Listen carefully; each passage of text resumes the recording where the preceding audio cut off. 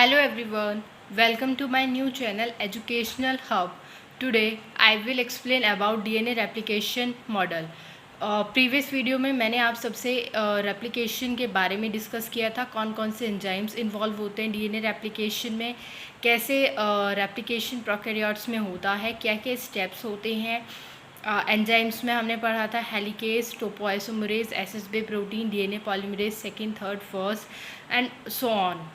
Prokaryotes में कैसे होता है इनिशिएशन, इलोंगेशन एंड टर्मिनेशन। आज हम इस वीडियो में डीएनए रेप्लिकेशन मॉडल के बारे में बात करेंगे। DNA replication is both heterocatalytic and ऑटोकैटालाइटिक।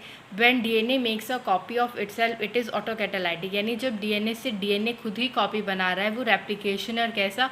ऑटोकैटालाइटिक। Auto मतलब सेल्फ, यानी डीएनए खुद की कॉपी बना रहा है। when DNA transcribe into its heterocatalytic DNA replication, यानी RNA में हो रहा है, ट्रांसक्राइब इनटू RNA, तो वो क्या हो रहा है? Heterocatalytic DNA replication.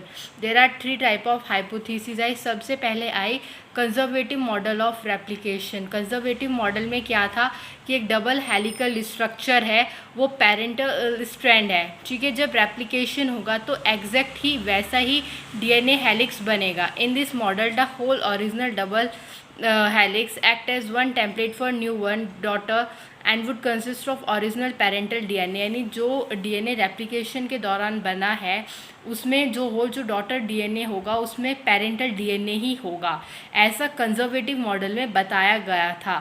In this model, the whole original double helix act as a template for one daughter would consist of original parental DNA. Replication के बाद जो टेम्पलेट स्ट्रैंड से न्यू डीएनए बनेगा, पेरेंटल स्ट्रैंड से जो new DNA बनेगा उसमें क्या होगा? एज इट इज़ वो अपनी उसी की कॉपी होगी, यानी कंजर्वेटिव मॉडल में उसी की एग्जैक्ट कॉपी चाहिए parental DNA. And other DNA would be totally new DNA, ठीक है। दूसरा जो डीएनए होगा वो न्यू होगा और एक डीएनए पूरी तरीके से यही होगा, एग्जैक्ट कॉपी होगी, कंजर्व होगा, एक तरीके से उसी की कॉपी चाहिए, ठीक है। ये आपको डायग्राम की तरह शो कर रखा है। अब semi conservative model.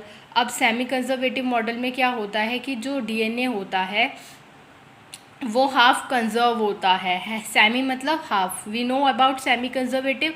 Semi conservative का मतलब होता है कि हाफ कंजर्व होना, यानी जो पेरेंटल डीएनए है वो हाफ कंजर्व है। Each parental single strand remaining intact. इसमें क्या होगा? रेप्लिकेशन के बाद जो डबल हेलिक्स डीएनए है इससे एक स्ट्रैंड ये बन रहा है, एक पेरेंटल स्ट्रैंड है, एक न्यू स्ट्रैंड है, यानी दोनों में एक में अपनी एक कुछ कंजर्व है पेरेंटल डीएनए और एक टोटली न्यू है, यानी कुछ पेरेंटल स्ट्रैंड भी उसमें क्या है? कंजर्व हो रहा है। इसीलिए हमने उसको बोला semi conservative model of DNA. क्या बोला उसको? Semi conservative model. और 1958 में इसको एक्सप्लेनेशन के साथ प्रूव भी किया था मैथ्यू एंड मिजल्सन ने। In this model the parental DNA is half conserve. जो पेरेंटल डीएनए होगा वो हाफ कंजर्व होगा। Each parental single strand remaining intact DNA strand and each of the strand serve as template for synthesis of new DNA strand. और वो new DNA strand के लिए template strand की तरह, क्योंकि टेम्पलेट स्ट्रैंड भी तो चाहिए, वो पेरेंटल स्ट्रैंड है उससे न्यू स्ट्रैंड बनेगा, वो न्यू होगा और उससे क्या बन रहा है? पेरेंटल डीएनए बन रहा है। अब हम बात करेंगे डिस्पर्सिव मॉडल की। डिस्पर्सिव मॉडल में बता रखा है in this model the original double helix broken into double stranded DNA segment, यानी इस मॉडल में जो पेरेंटल डबल हेलिक्स है वो डबल स्ट्रैंडी डीएनए सेगमेंट्स में ब्रेक डाउन होगा और उसमें डिस्पर्स हो रहा है, मतलब ब्रेक डाउन हो रहा है, उसमें डिस्पर्स होके उससे ही न्यू सेगमेंट सिंथेसिस होगा जो न्यू डीएनए का सेगमेंट है। अगर आपको मेरा वीडियो अच्छा लगे तो प्लीज़ लाइक शेयर सब्सक्राइब ज़रूर करें और वीडियो को अच्छे से देखें।